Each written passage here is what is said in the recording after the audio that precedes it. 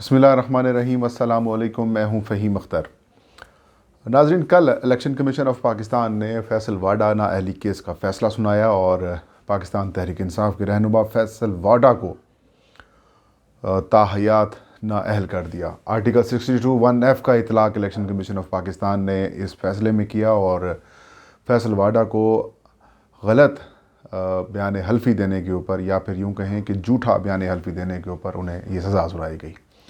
दोहरी शहरियत के मामले के ऊपर उन्हें 63(1)(c) लगाया गया और उनको उस सीट से डी-सीट कर दिया गया और साथ में उन्हें बतौर रुकने कौमी असम्बली जो दरख्वास्त थी उसमें भी नाअहल किया गया और बाद में सेनेट की जो नशस्त थी वो भी उनकी ख़त्म कर दी और डी नोटिफिकेशन भी जारी कर दिया। आज हम बताएंगे इलेक्शन कमीशन ऑफ पाकिस्तान के इस फ़ैसले में 5 से 6 ऐसी बड़ी खामियां हैं, गलतियां हैं इलेक्शन कमीशन की, जिनका फ़ायदा फैसल वाडा उठा सकते हैं।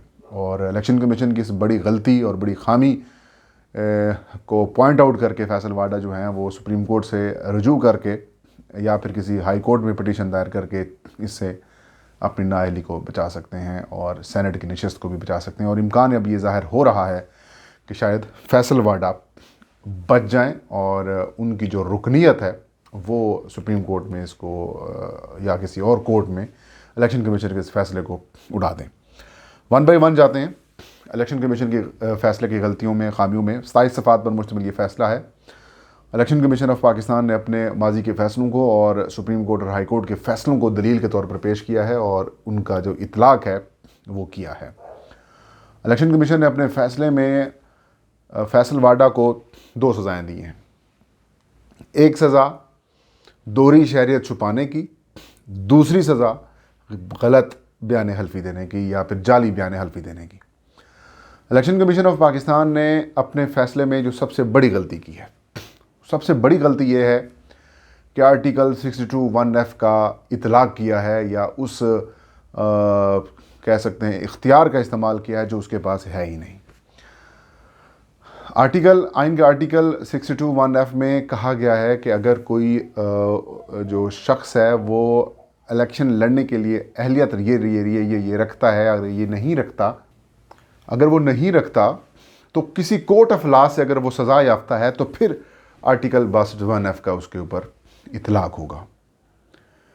अब election commission court of law तो नहीं है कि जिसके तहत आप किसी शख्स को ताहयात डिस्क्वालीफाई कर दें। इलेक्शन कमीशन ऑफ पाकिस्तान को अगर कोई कोर्ट हुक्म देती है कि ये शख्स इस तरह से 62(1)(f) का यानी कि ये इस मैार के ऊपर पूरा नहीं उतरता, ये सादिक और अमीन नहीं है, तो फिर election commission of Pakistan 62(1)(f) के तहत किसी की ताहयात पाबंदी लगा सकती है। लेकिन इलेक्शन कमीशन ख़ुद से ये डिसाइड नहीं कर सकता, क्योंकि कोर्ट ऑफ लॉ का इख्तियार इलेक्शन कमीशन ऑफ पाकिस्तान के पास नहीं है। ये तो एक बहुत बड़ी गलती है। मेरी 3-4 जो कानूनी माहिरीन हैं उनसे बात हुई और वो यही कह रहे हैं कि election commission is not a court of law कि वो इस तरह का पावर इस्तेमाल करे ये मामला के लिए।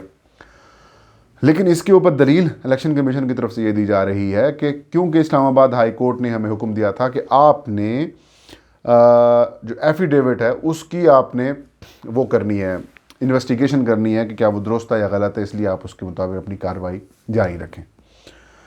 दूसरा पहलू, एक पहलू तो ये हो गया कि कोर्ट ऑफ लॉ नहीं है। दूसरा पहलू ये कि इलेक्शन कमीशन ऑफ पाकिस्तान ने अपने फ़ैसलों में सुप्रीम कोर्ट ऑफ पाकिस्तान और इलेक्शन कमीशन ऑफ पाकिस्तान के माजी के पुराने फ़ैसलों का तो हवाला दिया है कि इस फ़ैसले के तहत इलेक्शन कमीशन ऑफ पाकिस्तान के पास इख्तियार है और उनका फ़ैसला सुप्रीम कोर्ट वगैरह में चैलेंज अगर हो भी जाता है तो वहाँ पर भी वो अपहोल्ड यानी कि वो बरकरार रहता है। लेकिन इलेक्शन कमीशन ऑफ पाकिस्तान ने माजी के पुराने फ़ैसलों का तो हवाला दिया है, लेकिन जो मौजूदा कुछ अरसे पहले सुप्रीम कोर्ट ऑफ पाकिस्तान ने जो एपिक्स कोर्ट है उसने जो फ़ैसले दिए हैं उनका हवाला जानबूझ के नहीं दिया। ये दूसरी बड़ी गलती है। इसी दूसरी बड़ी गलती में ही तीसरी बड़ी गलती उनकी पनाह है। मिसाल के तौर पर आपको याद होगा नाजरीन, पीपल्स मुस्लिम लीग नून की सादिया अब्बासी और हारून अख्तर, इनको सुप्रीम कोर्ट ऑफ पाकिस्तान की जानिब से दोहरी शहरियत छुपाने और सेम इसी तरीके से बयान हल्फी में गलत बयानी करने के ऊपर डिस्क्वालीफाई किया था, लेकिन उसके ऊपर 62(1)(f) नहीं लगाया था बल्कि 63(1)(c) लगाया था। सुप्रीम कोर्ट ऑफ पाकिस्तान ने हारून अख्तर को और सादिया अब्बासी को उस वक्त इलेक्शन लड़ने से रोका था, क्योंकि उस वक्त उन्होंने कहा था कि आपके का जो प्रोसेस है, आपने अपनी शहरियत जो है वो छोड़ दी है, जो कि आपका प्रोसेस जो है वो शुरू हो चुका है, लेकिन जब तक वो प्रोसेस कंप्लीट नहीं होता, जो सर्टिफिकेट आप जमा नहीं कराते, तब तक आप जो हैं वो दोहरी शहरियत के ही हामिल रहेंगे। लेकिन जस्टिस उमर अता बनियाल ने कुछ अर्सा पहले इसी तरीके से अपने फैसले में लिखा कि अगर आप दोहरी शहरियत के लिए अप्लाई कर देते हैं, छोड़ देते हैं, तो फिर आप दोहरी शहरियत नहीं रखते। दूसरी बड़ी गलती।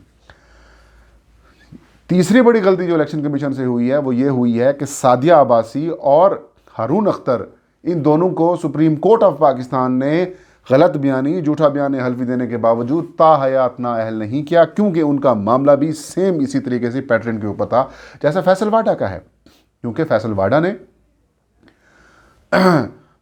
भी जो इल्ज़ाम है उनके ऊपर वो यही है कि उन्होंने बयान हल्फी में गलत बयानी की, और उन्होंने भी यही किया। लेकिन सुप्रीम कोर्ट बड़ी अदालत है, उसके फैसले बाकी अदालतों और इस तरीके से जो ट्रिब्यूनल्स होते हैं उनके लिए दलील होती हैं।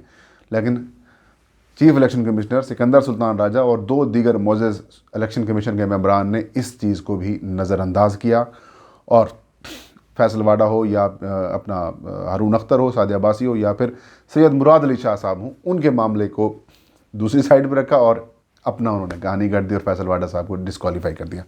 तीसरा पॉइंट। चौथा और सबसे अहम पॉइंट ये है कि इलेक्शन कमीशन ऑफ पाकिस्तान ने जब फैसला महफूज किया है 23 दिसंबर 2021 को, और फैसला अनाउंस किया है उन्होंने कल 9 फरवरी को उन्होंने फैसला अनाउंस किया, लेकिन इलेक्शन कमीशन ऑफ पाकिस्तान ने 14 जनवरी 2022 को अमरीकी सफारत खाने से रब्ता करते हैं, या कौंसलेट खाना जो कराची में है उनको ख़त लिखते हैं और उनसे फैसल वाडा की शहरियत छोड़ने की तारीख पूछते हैं। उधर से तारीख का जवाब आता है कि इन्होंने 26 या 25 जून को इन्होंने अपनी जो है वो शहरियत छोड़ी है, और तो इलेक्शन कमीशन ने अपने फैसले में लिखा ये एक सफिशेंट एविडेंस है इस सारे मामले को साबित करने के लिए कि फैसल वाडा ने गलत बयानी और झूठ बोला। अब यहाँ पर एक सवाल उठता है, जब आप फैसला रिजर्व कर चुके हैं और जब फैसला आप रिजर्व कर चुके होते हैं तो फिर आपको जो वक्त दिया जाता है कि आप फैसला लिखें या फिर आप अपनी तरफ से खुद से कुछ मामलात को देखें, लेकिन आप एविडेंस हासिल करने के लिए जब फैसला रिजर्व हो सकता है, अमूमन सुप्रीम कोर्ट हो या फिर हाई कोर्ट हो, उनके जो जजेज़ हैं, मैंने कुछ सीनियर वकला से बात की है, एक फॉर्मर जज से भी बात किया है, वो ये कहते हैं कि जब हम फैसला रिजर्व कर लेते हैं, जो उस वक्त बयानात रिकॉर्ड किए जाते हैं, शवाहिद पेश किए जाते हैं, या कुछ दस्तावेज़ात या फिर जो डॉक्यूमेंट्स हैं वो अगर उस वक्त हमारे पास अवेलेबल होती हैं, तो फिर हम उन्हीं की बुनियाद के ऊपर फैसला करते हैं, बाद में हम खुद से कुछ नहीं करते। तो इलेक्शन कमीशन ऑफ पाकिस्तान ने जानबूझकर फैसला महफूज करने के बाद और उस ऐलान में उस हेयरिंग में कहने के बाद कि हम ख़त नहीं लिख सकते, ये हमारा काम नहीं है, या हमारा दायरा इख्तियार नहीं है, बावजूद उसके इन्होंने अमरीकी कौंसल खाने को ख़त लिखा, जिससे उनकी 2-3 चीज़ें वाज़ेह होती हैं। एक तो चीज़ ये कि ये एक ज़ाती मामला बनाया हुआ था, दूसरा ये कि इन्होंने जो डिफेंस है, राइट ऑफ डिफेंस फैसल वाडा को ये काम करके वो नहीं दिया, और तीसरी और अहम चीज़ ये है कि इसमें इन्होंने अपने आप को एक्सपोज किया कि आपने कुछ ज़ाती पर्सनल मामला बनाकर आपने ये फ़ैसला दिया है। पांचवा बड़ा मामला ये है कि इलेक्शन कमीशन ऑफ पाकिस्तान ने कानून को नज़रअंदाज किया है। कानून ये कहता है कि दरख्वास्त गुजार का इल्ज़ाम अगर जिसके ऊपर इल्ज़ाम लगाया गया है वो रिजेक्ट कर दे, तो जो बारे सबूत होता है वो दरख्वास्त गुजार के ऊपर होता है।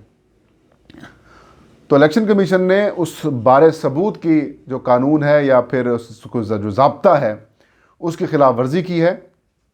दरख्वास्त गुजारों ने कहा इलेक्शन कमीशन को कि हमने अमरीकी कौंसल खाने से रब्ता किया, लेकिन उन्होंने फैसल वाडा की शहरियत छोड़ने का सर्टिफिकेट हमें देने से माजरत कर ली। इलेक्शन कमीशन से उन्होंने सदा की कि आप इसकी या इंक्वायरी कर लें या फिर इलेक्शन कमीशन ऑफ पाकिस्तान खुद उससे रजू करे, जिसका चीफ इलेक्शन कमिश्नर ने कहा कि हम खुद से क्यों रजू करेंगे, हम नहीं कर सकते, हमारा दायरा इख्तियार नहीं है। तो जो कह सकते हैं कि बारे सबूत दरख्वास्त गुजारों के ऊपर था वो इलेक्शन कमीशन ने कहा हम खुद प्रोवाइड करते हैं। कहानी ख़त्म कर दी फैसल वाडा साहब की। और इंटरेस्टिंग पॉइंट ये है कि फैसल वाडा बहुत जल्द इसके ऊपर सुप्रीम कोर्ट या फिर हाई कोर्ट से रुजू करेंगे। कानूनी मशावरत मुकम्मल कर ली है, अब मामला जो है वो सारा चला गया है ड्राफ्टिंग के ऊपर। बहुत जल्द एक पिटीशन ड्राफ्ट करके फैसला वाडा रजू करेंगे। और इसके अलावा सबसे इंटरेस्टिंग पॉइंट इसके अंदर एक ये भी है कि फैसल वाडा दोहरी शहरियत के ऊपर इलेक्शन नहीं लड़ा उन्हें जो वोट पड़े थे वो पीटीआई के उम्मीदवार को और सिर्फ पाकिस्तानी शहरी को पड़े थे। उन्होंने मई में अपना नाइकॉब ख़त्म कराया, आम शनाख्ती कार्ड हासिल किया, अपना अमरीकी पासपोर्ट ख़त्म कराया, पाकिस्तानी पासपोर्ट हासिल किया, और सबसे इंटरेस्टिंग और अहम मामला कि उन्होंने मई के अंदर ही शहरियत छोड़ने की दरख्वास्त दे दी थी। अब ये सफारत खाने के ऊपर डिपेंड करता है कि वो कितने अरसे में उसकी सर्टिफिकेट छोड़ने की बात करते हैं। तो इसलिए इलेक्शन कमीशन ऑफ पाकिस्तान का ये जो फ़ैसला है वो इम्कान बहुत है, 90% इम्कान ये है कि वो शायद ही पहली 2-4 समातों के अंदर ही ये फ़ैसला उड़ जाए, क्योंकि काफ़ी कमज़ोर और ख़ामियों से भरा हुआ इलेक्शन कमीशन का ये फ़ैसला है। मैंने कल कहा था कि उन्हें हाई कोर्ट का कवर हासिल है, लेकिन हाई कोर्ट का कवर सिर्फ ये था कि आप उन्हें MNA के निशस्त के ऊपर रीसीट कर लेते तो समझ में आती है, लेकिन एफिडेविट के ऊपर 62(1)F लगाना ये ज़्यादती और ख़ामियों से भरपूर है। कुछ चीज़ें अभी पढ़ रहे हैं, फ़ैसला मैंने एक दफ़ा रीडिंग की, मैंने दूसरी रीडिंग की, मैंने तीसरी रीडिंग की, शायद मैं चौथी रीडिंग करूँ तो उसके अंदर मज़ीद कुछ चीज़ें सामने आएँ जो बाद में मामला जो है वो ज़्यादा क्लियर कर दें। तो नाज़रीन, थी आज की वीडियो। इंशाल्लाह नेक्स्ट वीडियो में नई खबर नए शुभ के साथ मैं हाजिर हूँगा। तब तक मुझे इजाज़त दीजिए। अपना और अपने चाहने वालों का बहुत सारा ख्याल रखें। अल्लाह हम सबका हामी नासिर हो।